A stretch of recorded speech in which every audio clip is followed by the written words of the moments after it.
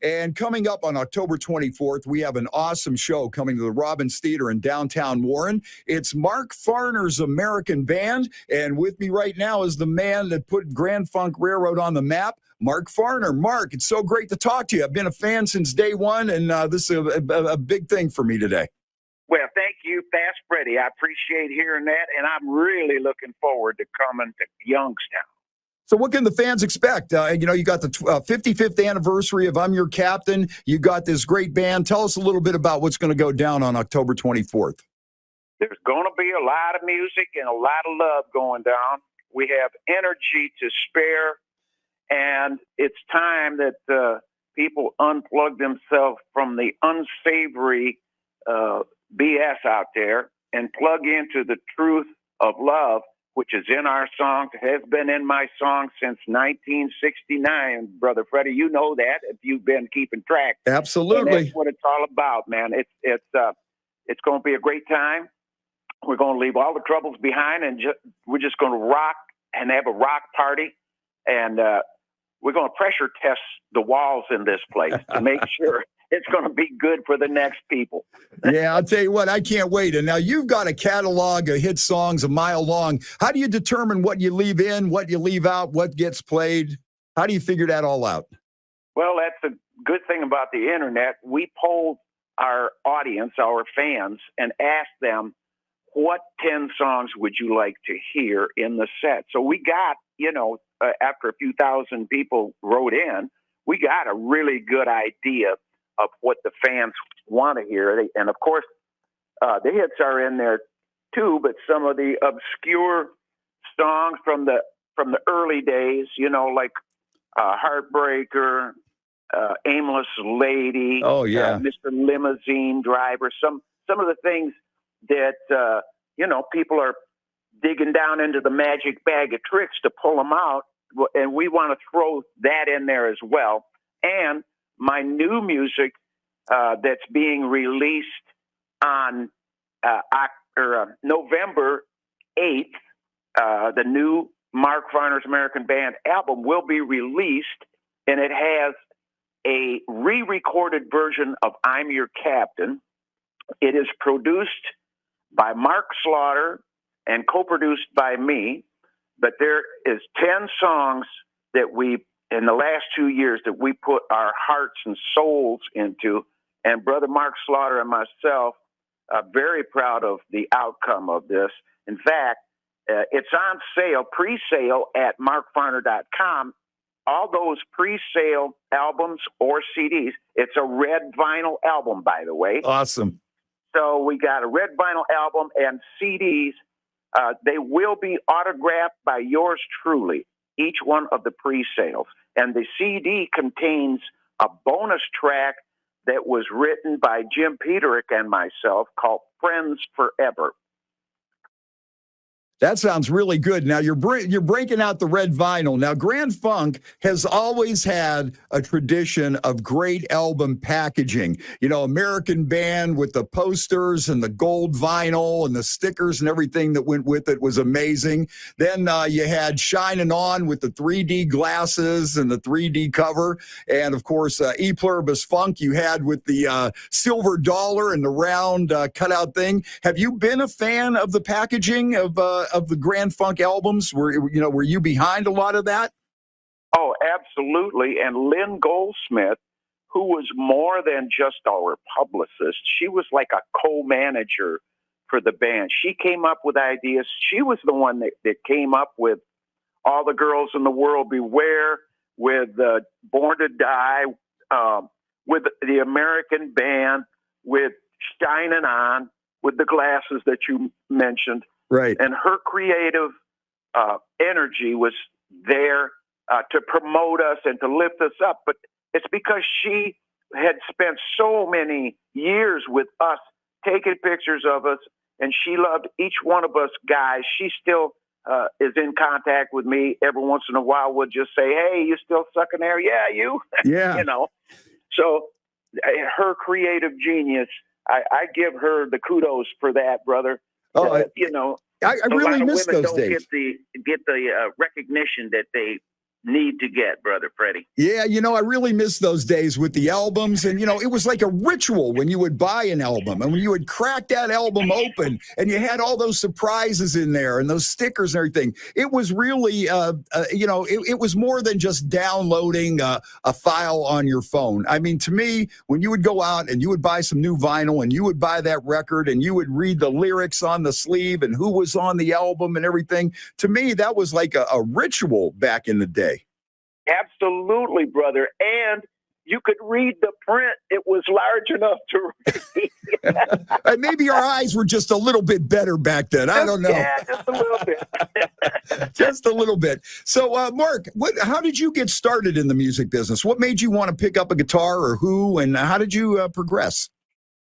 Well, my mother moved to Flint, Michigan, and her whole family moved to Flint to get jobs in the auto factories. And she was 16 years old when she landed in Flint. And when she married my dad, she was like 21. And every Sunday, we would have jam sessions at our house. And it included, Grandpa Cotton, Uncle Woody, Uncle Brian. Everybody played either a banjo, a fiddle, a guitar. My dad blew saxophone, and he also played guitar, and all the women sang, dude. And the guys would sing too, but the women, oh my God, this was like listening to angels. And here I am, this little 4-year-old kid, looking up at these giants in the dining room of that farmhouse with all the food laid out, and people jamming and having fun and dancing and singing. And I loved it. It got on me. It kind of woke me up to something within me that music was part of who I am. And after I done my, thing with football, and I was in the high school band and I was in the choir, and I played junior varsity ball and got injured, and my mother, for my 15th birthday, got me 6 lessons and rented a flat top, an acoustic guitar, a K, and I got 3 of the lessons under my belt, and then the guitar teacher absolutely blew it because he was hunting. October 20th in Michigan was the opening day of ringneck pheasant, and so he was out hunting and he shot himself in the foot with a 12 gauge. That was the end of my lessons, brother. So he told my mother to have me just watch the guys in the band in the high school that my sister, who is 17 months older than me, and I'll never let her forget it. Right. That she hung out with them, and she would play the drums a little bit, enough to keep a beat for them. And I went and I watched those guys play, and they showed me some chords, and that's how I got started. But I've loved it. And even though those guys didn't like singing, I did like it. Uh-huh. So before I even was good enough to play guitar and sing, I did sing and looked like I was playing guitar. Right. Which is always important, Man. That's a good way to start. So what were some of the early songs at this point that you were playing? What were some of these things you were strumming and figuring out back then? Oh, man, Wooly Bully, dude. Oh, and, awesome. 8 days a week and Satisfaction. And, and we couldn't forget Wilson Pickett's Land of a Thousand Dances. Oh, yeah. Yeah, we had to do something. Being from Flint, you are subjected to CKLW, Rosalie Trombley just busting that music up there, all of the Motown and the R&B that came across the river, man, from Canada. It was a great time for radio, and we would set up late at night and listen to this old radio. It was a great big wooden radio. Kurt Johnson, who was a guitar player in the first band, my first band was Mojo and the Nightwalkers. And we would set up late and listening to that old radio of his grandmother's. And we would tune in WLAC out of Nashville, Tennessee, when the skip would start happening around 11 o'clock at night. Yeah. And we would make horseradish and mayonnaise on white bread folded over and eat horseradish and mayonnaise sandwiches and listen to all of the old blues songs, man. Oh God, we loved it. Muddy Waters, and you know, the being able to get that from Nashville, sitting outside of Flint, Michigan, and we're picking up Skip. We thought we was bad to the bone. Oh, you ain't kidding. You know, the early days of radio like that, especially when all these new sounds were just coming in from all these far away places and you're picking it up through the static. There was a real magic to that whole thing, you know? Yeah, man, absolutely. And I'm glad that we got to live through it and experience that, because that is part of who we are and gives us the appreciation that we do have for music. Right. You know, same with CKLW. It didn't quite make it into Youngstown all the time, but whenever we would be up, on the shores of Lake Erie, anywhere, Geneva on the lake and Cleveland and that area, boy, that would come booming in. And it was just like, man, that was just the real deal, man. The DJs were awesome. The music was awesome. The presentation was awesome. It was just larger than life. Absolutely, Fast Freddie.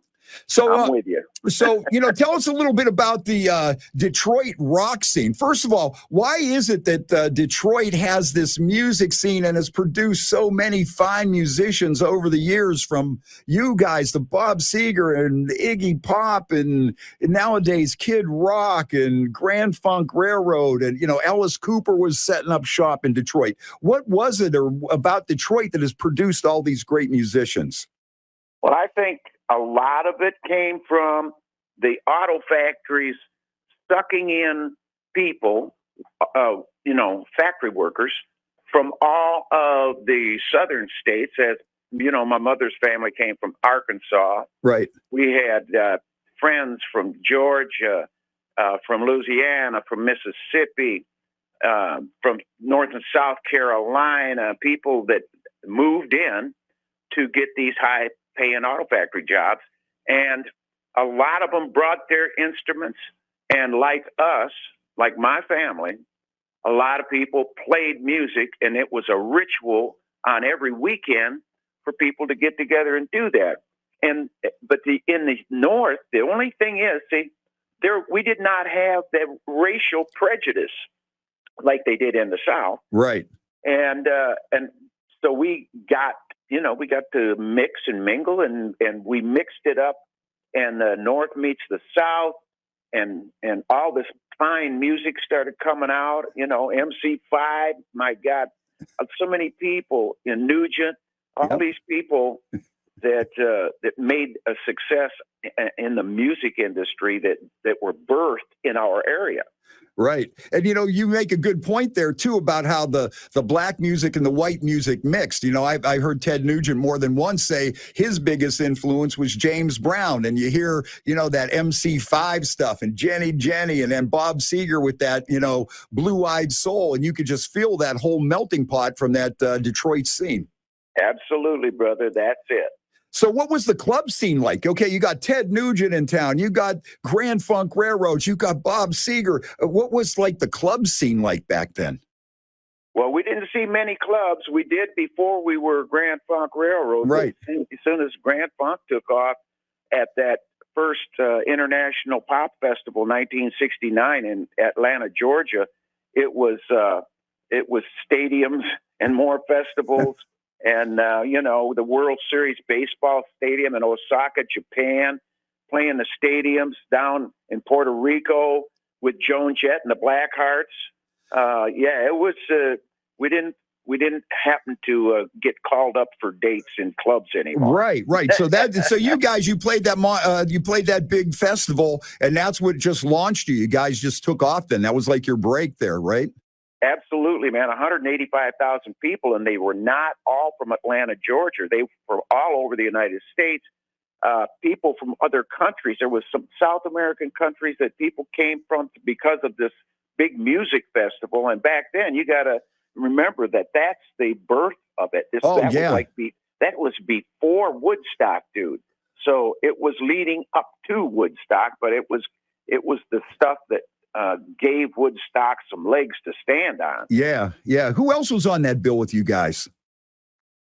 Janis Joplin, 10 Years After, Sly and the Family Stone, Jimi Hendrix, on and on and on. Just some great, great, huge acts. And the best part about the whole story of when we got there, we had a U-Haul trailer that we were pulling down with a friend's van, and my friend supplied a driver for us to get there.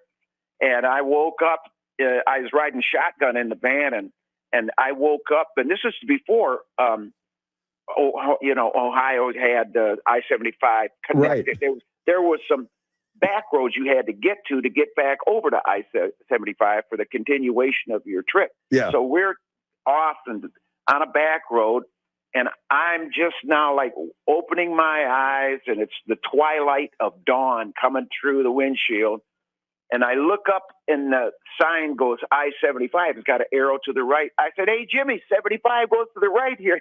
Yeah. And he just turned it. And that U-Haul flipped and went down through the ditch. The safety chains on the trailer snapped. Oh, no.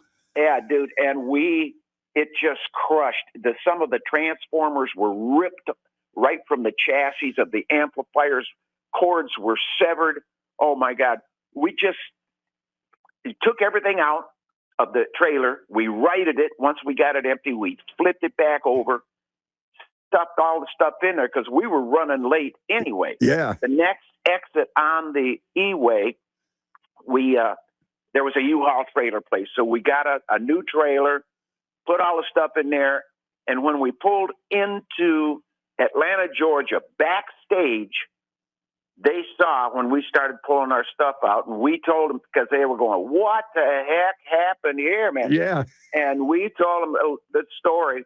And so all these roadies, dude, from these famous bands helped us. They brought over soldering irons, they duct tape, wire.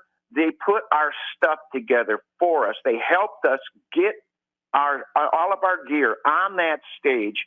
It was nothing but love shown to us right from the time we got there. And I thank God for all of those brothers that lent a hand to us, or we'd have never been on there in time. And that's like the big thing that launched you guys into that next level. That's crazy, man. But yeah, then you definitely owe it to those guys. I was going to say, is there somebody that was instrumental in your career? But man, those guys getting you back up and ready to play, that was pretty awesome. Yeah, man, that was definitely a godsend, man. And that's it, brother. I mean, and I am so grateful for that, because that little thing, an act of kindness that those guys said, "Hey, these guys need help." Bang, bang, bang. It's just like the old CB days. You know, if somebody needed help, it's, "Hey, breaker one night, I need some help over here." So, well, that's pretty cool to see that brotherhood too. That's really something, because sometimes, as you probably seen with some egos out there might have been people that said, "Screw these guys, what do we care?" Yeah, man. But probably in the 60s, it was probably a little different too back then, because it was all new and everybody was just figuring this stuff out as they were going along. And it had to be, the scene had to be awesome. I wish I was just a little bit older to been able to experience some of these legendary concerts like that. Jimi Hendrix, how was Jimmy? I mean, when you saw Jimmy, what was your impression of Jimi Hendrix? He was so bad to the bone. He was my guitar god back then, Fast Freddie, and just to watch him, it was magic. That's all I can tell you. It was magic. And then later in New York City, playing the Fillmore East. So we get off stage after the audience just ate up everything that we gave them. They loved us. I'm sweating down into my socks. And the manager, Terry Knight, is leading the way back to the dressing room. And Terry Knight never led the way for anything. He was always like dragging up the rear. Yeah. So I wondered, why is this guy doing this right now? What is up?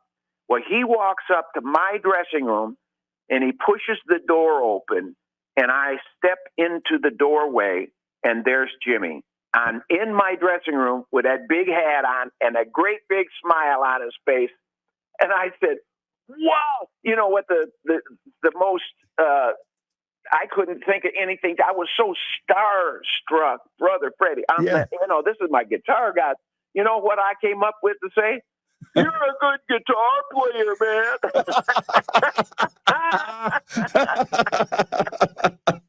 Oh my God.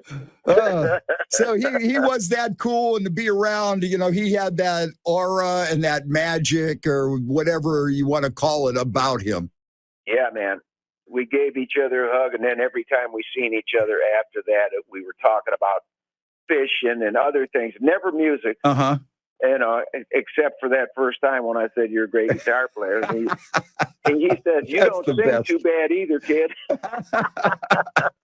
Oh, that is so awesome. Now, the Fillmore East, what was that scene like? That was another thing. I was just a little too young for that, and when Humble Pie released their Live at the Fillmore album, and the Allman Brothers, the history of the Fillmore is just amazing. Yeah, and it had that vibe, Fast Freddie. It was like there was anticipation lingering in the air from the last group that was there that set that place on fire, man. I'm telling you, it was there. And I mean, you could think Jethro Tull warming up for Grand Funk. I mean, right. What a great, Ian, what a great performer, and what a great sound they had. And we loved having those guys with us, and then they're trying to take the stage, and with somebody like that in front of you, it kind of pushes you to get all that there is left in you to get out there and present it and rock, and that's what happens. I mean, it was like in the ballroom itself, man. Yeah. Holy crap, man! What a wonderful place! It was just, it was exotic. It was hypnotic, and it was ancient too. It had a feel of old souls that were hanging out in there still. And when we did our sound check in there, it was like I was looking around going, oh my God, I can only imagine when the people get in here. Oh, unbelievable. The magic that I thought existed truly did exist in those walls. Absolutely. Yeah, brother. Even like I say, here I am, this young kid in Youngstown, Ohio, and just a major music fan. And, I was following all that stuff. And, even though I was like 12, 13 years old at the time, I was like, boy, would I love to get to the Fillmore. I could feel that magic, never even seeing the place. Yeah, man. It was definitely in the conversations that people were having, because before we even got there, we were so geeked to just walk in the place, dude. Oh, of all the amazing things that have went down there, that is really great. Well, listen, Mark, I got to get going here because I got to get on the air, but I would love to talk to you for another hour or so. You got some fantastic stories, but anyways, we are all looking forward to Thursday night, October 24th. Mark Farner's American band, Brother Mark, is coming down, and we are going to rock the house. And also, you're celebrating the 55th anniversary of I'm Your Captain, and you've got a new album coming out. Run that down for us here real quick before we wrap up too. Yeah. Closer to My Home, going to be released November 8th. All the pre-sales will be signed by yours truly, and you can get the red vinyl album or CD or both, because there's a bonus track on the CD at markfarner.com for the pre-orders. And I guarantee you they will be signed by yours truly. That is awesome. Brother Mark, I can't wait to give you a hug and shake your hand October 24th at Robbins Theater in Warren. Right on, Fast Freddie. God bless you. I appreciate it. And I'm looking forward to rocking that house.